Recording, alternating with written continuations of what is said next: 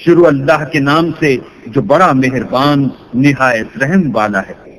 طاسین، یہ قرآن اور کتاب روشن کی آیتیں ہیں، مومنوں کے لیے ہدایت اور بشارت ہے۔ وہ جو نماز پڑھتے اور زکوٰۃ دیتے اور آخرت کا یقین رکھتے ہیں۔ جو لوگ آخرت پر ایمان نہیں رکھتے، ہم نے ان کے اعمال ان کے لیے آراستہ کر دیے ہیں تو وہ سرگرداں ہو رہے ہیں۔ یہی لوگ ہیں جن کے لیے بڑا عذاب ہے اور وہ آخرت میں بھی بہت نقصان اٹھانے والے ہیں۔ اور تم کو قرآن خدائے حکیم و علیم کی طرف سے عطا کیا جاتا ہے۔ جب موسیٰ نے اپنے گھر والوں سے کہا کہ میں نے آگ دیکھی ہے، میں وہاں سے رستے کا پتہ لاتا ہوں یا سلگتا ہوا انگارہ تمہارے پاس لاتا ہوں تاکہ تم تاکو۔ جب موسیٰ اس کے پاس آئے تو ندا آئی کہ وہ جو آگ میں تجلی دکھاتا ہے بابرکت ہے، اور وہ جو آگ کے ارد گرد ہے، اور اللہ جو تمام عالم کا پروردگار ہے پاک ہے۔ اے موسیٰ، میں ہی خدائے غالب و دانا ہوں، اور اپنی لاٹھی ڈال دو۔ جب اسے دیکھا تو اس طرح ہل رہی تھی گویا سانپ ہے، تو پیٹھ پھیر کر بھاگے اور پیچھے مڑ کر نہ دیکھا۔ حکم ہوا کہ موسیٰ ڈرو مت، ہمارے پاس پیغمبر ڈرا نہیں کرتے۔ ہاں، جس نے ظلم کیا پھر برائی کے بعد اسے نیکی سے بدل دیا تو میں بخشنے والا مہربان ہوں۔ اور اپنا ہاتھ اپنے گریبان میں ڈالو، بے عیب سفید نکلے گا، ان 2 معجزوں کے ساتھ جو 9 معجزوں میں داخل ہیں۔ فرعون اور اس کی قوم کے پاس جاؤ کہ وہ بد کردار لوگ ہیں۔ جب ان کے پاس ہماری روشن نشانیاں پہنچی، کہنے لگے یہ صریح جادو ہے، اور بے انصافی اور غرور سے ان سے انکار کیا، لیکن ان کے دل ان کو مان چکے تھے۔ سو دیکھ لو کہ فساد کرنے والوں کا انجام کیسا ہوا۔ اور ہم نے داؤد اور سلیمان کو علم بخشا، اور انہوں نے کہا کہ اللہ کا شکر ہے جس نے ہمیں اپنے بہت سے مومن بندوں پر فضیلت دی۔ اور سلیمان داؤد کے قائم مقام ہوئے اور کہنے لگے کہ لوگوں، ہمیں اللہ کی طرف سے جانوروں کی بولی سکھائی گئی ہے اور ہر چیز عنایت فرمائی گئی ہے، بے شک یہ اس کا صریح فضل ہے۔ اور سلیمان کے لیے جنوں اور انسانوں اور پرندوں کے لشکر جمع کیے گئے اور وہ قسم وار کیے گئے تھے، یہاں تک کہ جب چونٹیوں کے میدان میں پہنچے تو ایک چونٹی نے کہا کہ چونٹیوں اپنے اپنے بلوں میں داخل ہو جاؤ، ایسا نہ ہو کہ سلیمان اور اس کے لشکر تم کو کچل ڈالیں اور ان کو خبر بھی نہ ہو۔ تو وہ اس کی بات سے ہنس پڑے اور کہنے لگے کہ اے پروردگار، مجھے توفیق عنایت کر کہ جو احسان تو نے مجھ پر اور میرے ماں باپ پر کیے ہیں ان کا شکر کروں، اور ایسے نیک کام کروں کہ تو ان سے خوش ہو جائے، اور مجھے اپنی رحمت سے اپنے نیک بندوں میں داخل فرما۔ اور جب انہوں نے جانوروں کا جائزہ لیا تو کہنے لگے کیا سبب ہے کہ ہدہد نظر نہیں آتا؟ کیا کہیں غائب ہو گیا ہے؟ میں اسے سخت سزا دوں گا یا ذبح کر ڈالوں گا، یا میرے سامنے اپنی بے قصوری کی دلیل صریح پیش کرے۔ ابھی تھوڑی ہی دیر ہوئی تھی کہ ہدہد موجود ہوا اور کہنے لگا کہ مجھے ایک ایسی چیز معلوم ہوئی ہے جس کی آپ کو خبر نہیں، اور میں آپ کے پاس شہر سبا سے ایک یقینی خبر لے کر آیا ہوں۔ میں نے ایک عورت دیکھی کہ ان لوگوں پر بادشاہت کرتی ہے اور ہر چیز اسے میسر ہے، اور اس کا ایک بڑا تخت ہے۔ میں نے دیکھا کہ وہ اور اس کی قوم اللہ کو چھوڑ کر آفتاب کو سجدہ کرتے ہیں، اور شیطان نے ان کے اعمال انہیں آراستہ کر دکھائے ہیں اور ان کو رستے سے روک رکھا ہے، بس وہ رستے پر نہیں آتے اور نہیں سمجھتے کہ اللہ کو جو آسمانوں اور زمین میں چھپی ہوئی چیزوں کو ظاہر کر دیتا اور تمہارے پوشیدہ اور ظاہر اعمال کو جانتا ہے، کیوں سجدہ نہ کریں۔ اللہ کے سوا کوئی عبادت کے لائق نہیں، وہی عرش عظیم کا مالک ہے۔ سلیمان نے کہا اچھا، ہم دیکھیں گے تو نے سچ کہا ہے یا تو جھوٹا ہے۔ یہ میرا خط لے جا اور اسے ان کی طرف ڈال دے، پھر ان کے پاس سے پھر آ اور دیکھ کہ وہ کیا جواب دیتے ہیں۔ ملکہ نے کہا کہ دربار والو، میری طرف ایک نامہ گرامی ڈالا گیا ہے، وہ سلیمان کی طرف سے ہے، اور مضمون یہ ہے کہ شروع اللہ کا نام لے کر جو بڑا مہربان نہایت رحم والا ہے۔ بعد اس کے یہ کہ مجھ سے سرکشی نہ کرو اور مطیع و منقاد ہو کر میرے پاس چلے آؤ۔ خط سنا کر کہنے لگی کہ اے اہل دربار، میرے اس معاملے میں مجھے مشورہ دو، جب تک تم حاضر نہ ہو اور صلاح نہ دو میں کسی کام کو فیصل کرنے والی نہیں۔ وہ بولے کہ ہم بڑے زوراور اور سخت جنگجو ہیں، اور حکم آپ کے اختیار ہے، تو جو حکم دیجیے گا اس کے معال پر نظر کر لیجیے گا۔ اس نے کہا کہ بادشاہ جب کسی شہر میں داخل ہوتے ہیں تو اس کو تباہ کر دیتے ہیں اور وہاں کے عزت والوں کو ذلیل کر دیا کرتے ہیں، اور اسی طرح یہ بھی کریں گے۔ اور میں ان کی طرف کچھ تحفہ بھیجتی ہوں اور دیکھتی ہوں کہ قاصد کیا جواب لاتے ہیں۔ جب قاصد سلیمان کے پاس پہنچا تو سلیمان نے کہا کیا تم مجھے مال سے مدد دینا چاہتے ہو؟ جو کچھ اللہ نے مجھے عطا فرمایا ہے وہ اس سے بہتر ہے جو تمہیں دیا ہے۔ حقیقت یہ ہے کہ اپنے تحفے سے تم ہی خوش ہوتے ہوگے۔ ان کے پاس واپس جاؤ، ہم ان پر ایسے لشکر لے کر حملہ کریں گے جن کے مقابلے کی ان میں طاقت نہ ہوگی، اور ان کو وہاں سے بے عزت کر کے نکال دیں گے اور وہ ذلیل ہوں گے۔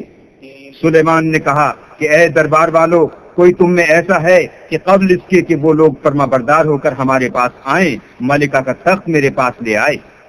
جنات میں سے قوی ہیکل جن نے کہا کہ قبل اس کے کہ آپ اپنی جگہ سے اٹھیں، میں اس کو آپ کے پاس لا حاضر کرتا ہوں، اور مجھے اس پر قدرت بھی حاصل ہے اور امانت دار بھی ہوں۔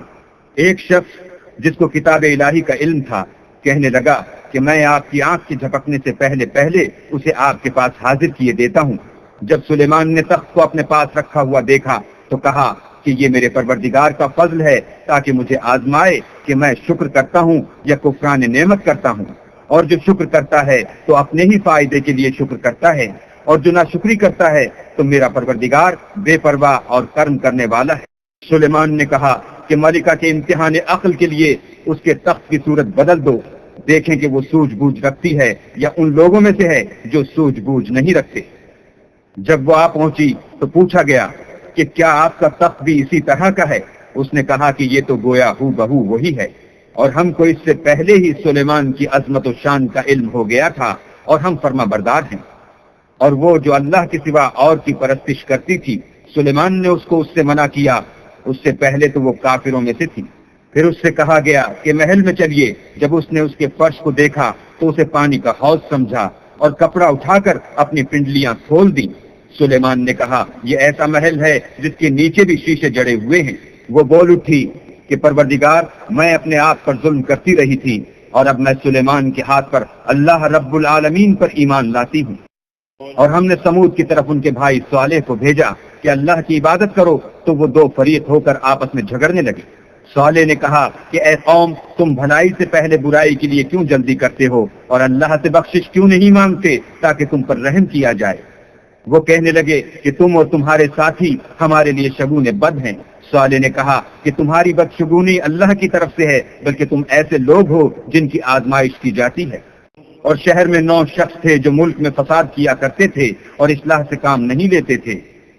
کہنے لگے کہ اللہ کی قسم کھاؤ کہ ہم رات کو اس پر اور اس کے گھر والوں پر شب خون ماریں گے، پھر اس کے وارثوں سے کہہ دیں گے کہ ہم تو اس کے گھر والوں کے موقع ہلاکت پر گئے ہی نہیں، اور ہم سچ کہتے ہیں۔ اور وہ ایک چال چلے اور ہم بھی ایک چال چلے، اور ان کو کچھ خبر نہ ہوئی۔ تو دیکھ لو کہ ان کی چال کا انجام کیسا ہوا۔ ہم نے ان کو اور ان کی قوم سب کو ہلاک کر ڈالا۔ اب یہ ان کے گھر ان کے ظلم کے سبب خالی پڑے ہیں۔ جو لوگ دانش رکھتے ہیں ان کے لیے اس میں نشانی ہے، اور جو لوگ ایمان لائے اور ڈرتے تھے ان کو ہم نے نجات دی۔ اور لوط کو یاد کرو جب انہوں نے اپنی قوم سے کہا کہ تم بے حیائی کے کام کیوں کرتے ہو اور تم دیکھتے ہو؟ کیا تم عورتوں کو چھوڑ کر لذت حاصل کرنے کے لیے مردوں کی طرف مائل ہوتے ہو؟ حقیقت یہ ہے کہ تم احمق لوگ ہو۔ تو ان کی قوم کے لوگ بولے تو یہ بولے، اور اس کے سوا ان کا کچھ جواب نہ تھا کہ لوط کے گھر والوں کو اپنے شہر سے نکال دو، یہ لوگ پاک بننا چاہتے ہیں۔ تو ہم نے ان کو اور ان کے گھر والوں کو نجات دی، مگر ان کی بیوی کہ اس کی نسبت ہم نے مقرر کر رکھا تھا کہ وہ پیچھے رہنے والوں میں ہوگی۔ اور ہم نے ان پر مہ برسایا، سو جو مہ ان لوگوں پر برسا جن کو متنبع کر دیا گیا تھا برا تھا۔ کہہ دو کہ سب تعریف اللہ ہی کو سزاوار ہے، اور اس کے بندوں پر سلام ہے جن کو اس نے منتخب فرمایا۔ بھلا اللہ بہتر ہے یا وہ جن کو یہ اس کا شریک بناتے ہیں؟ بھلا کس نے آسمانوں اور زمین کو پیدا کیا، اور کس نے تمہارے لیے آسمان سے پانی برسایا؟ ہم نے۔ پھر ہم نے اس سے سرسبز باغ اگائے۔ تمہارا کام تو نہ تھا کہ تم ان کے درختوں کو اگاتے؟ تو کیا اللہ کے ساتھ کوئی اور بھی معبود ہے؟ ہرگز نہیں، بلکہ یہ لوگ رستے سے الگ ہو رہے ہیں۔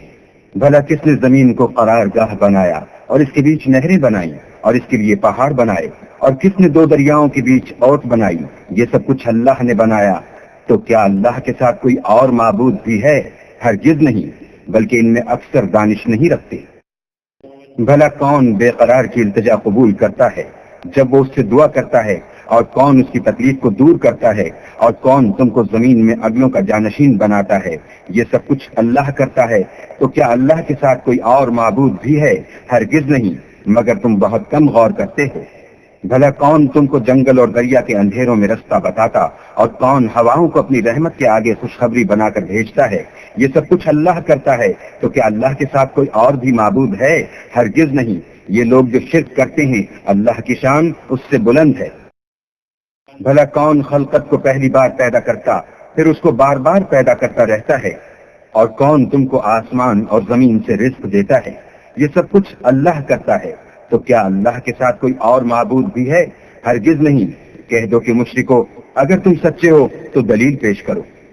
کہہ دو کہ جو لوگ آسمانوں اور زمین میں ہیں اللہ کے سوا غیب کی باتیں نہیں جانتے اور نہ یہ جانتے ہیں کہ کب زندہ کر کے اٹھائے جائیں گے، بلکہ آخرت کے بارے میں ان کا علم منتہی ہو چکا ہے، بلکہ وہ اس سے شک میں ہیں، بلکہ اس سے اندھے ہو رہے ہیں۔ اور جو لوگ کافر ہیں کہتے ہیں کہ جب ہم اور ہمارے باپ دادا مٹی ہو جائیں گے تو کیا ہم پھر قبروں سے نکالے جائیں گے؟ یہ وعدہ ہم سے اور ہمارے باپ دادا سے پہلے سے ہوتا چلا آیا ہے۔ کہاں کا اٹھنا اور کیسی قیامت، یہ تو صرف پہلے لوگوں کی کہانیاں ہیں۔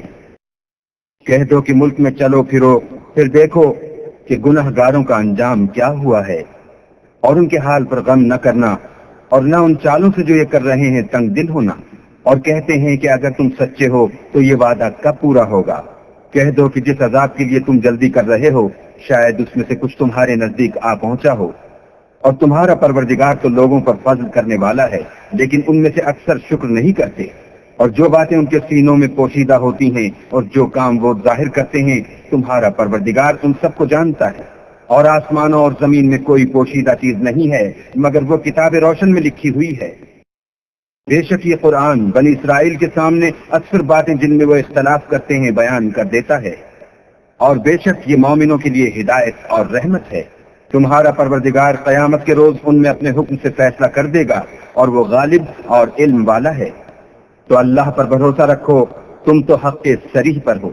کچھ شک نہیں کہ تم مردوں کو بات نہیں سنا سکتے اور نہ بہروں کو جبکہ وہ پیٹ پھیر کر پھر جائیں آواز سنا سکتے ہو، اور نہ اندھوں کو گمراہی سے نکال کر رستہ دکھا سکتے ہو۔ تم تو انہی کو سنا سکتے ہو جو ہماری آیتوں پر ایمان لاتے ہیں اور وہ فرما بردار ہوتے ہیں۔ اور جب ان کے بارے میں عذاب کا وعدہ پورا ہوگا تو ہم ان کے لیے زمین میں سے ایک جانور نکالیں گے جو ان سے بیان کر دے گا، اس لیے کہ لوگ ہماری آیتوں پر ایمان نہیں لاتے تھے۔ اور جس روز ہم ہر امت میں سے اس گروہ کو جمع کریں گے جو ہماری آیتوں کی تکذیب کرتے تھے تو ان کی جماعت بندی کی جائے گی، یہاں تک کہ جب سب آ جائیں گے تو اللہ فرمائے گا کہ کیا تم نے میری آیتوں کو جھٹلا دیا تھا اور تم نے اپنے علم سے ان پر احاطہ تو کیا ہی نہ تھا؟ بھلا تم کیا کرتے تھے؟ اور ان کے ظلم کے سبب ان کے حق میں وعدہ یا عذاب پورا ہو کر رہے گا تو وہ بول بھی نہ سکیں گے۔ کیا انہوں نے نہیں دیکھا کہ ہم نے رات کو اس لیے بنایا ہے کہ اس میں آرام کریں اور دن کو روشن بنایا ہے کہ اس میں کام کریں؟ بے شک اس میں مومن لوگوں کے لیے نشانیاں ہیں۔ اور جس روز سور پھونکا جائے گا تو جو لوگ آسمانوں اور جو زمین میں ہیں سب گھبرا اٹھیں گے مگر وہ جسے اللہ چاہے، اور سب اس کے پاس عاجز ہو کر چلے آئیں گے۔ اور تم پہاڑوں کو دیکھتے ہو تو خیال کرتے ہو کہ اپنی جگہ پر کھڑے ہیں، مگر وہ اس روز اس طرح اڑتے پھریں گے جیسے بادل۔ یہ اللہ کی کاریگری ہے جس نے ہر چیز کو مضبوط بنایا، بے شک وہ تمہارے سب افعال سے باخبر ہے۔ جو شخص نیکی لے کر آئے گا تو اس کے لیے اس سے بہتر بدلہ تیار ہے، اور ایسے لوگ اس روز گھبراہٹ سے بے خوف ہوں گے۔ اور جو برائی لے کر آئے گا تو ایسے لوگ اوندھے منہ دوزخ میں ڈال دیے جائیں گے۔ تم کو تو انہی اعمال کا بدلہ ملے گا جو تم کرتے رہے ہو۔ کہہ دو مجھ کو یہی ارشاد ہوا ہے کہ اس شہر مکہ کے مالک کی عبادت کروں جس نے اس کو محترم اور مقام ادب بنایا ہے، اور سب چیز اسی کی ہے، اور یہ بھی حکم ہوا ہے کہ اس کا حکم بردار ہوں، اور یہ بھی کہ قرآن پڑھا کروں تو جو شخص راہ راست اختیار کرتا ہے تو اپنے ہی فائدے کے لیے اختیار کرتا ہے، اور جو گمراہ رہتا ہے تو کہہ دو کہ میں تو صرف نصیحت کرنے والا ہوں۔ اور کہو کہ اللہ کا شکر ہے وہ تم کو عنقریب اپنی نشانیاں دکھائے گا تو تم ان کو پہچان لو گے، اور جو کام تم کرتے ہو تمہارا پروردگار ان سے بے خبر نہیں ہے۔